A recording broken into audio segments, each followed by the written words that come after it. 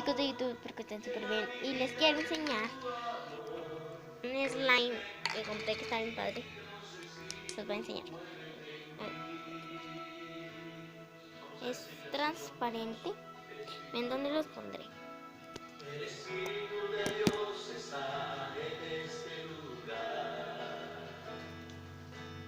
El Espíritu de Dios se mueve en este lugar. Es ese y tiene brillitos. No sé si se alcanza. Creo que sí se ven. Oh, no. Ah, pero ahí se ven unos. Este es. Y ahorita en la mañana intentamos hacer un slime y no nos salió. Ahorita les subo el video. Y bye.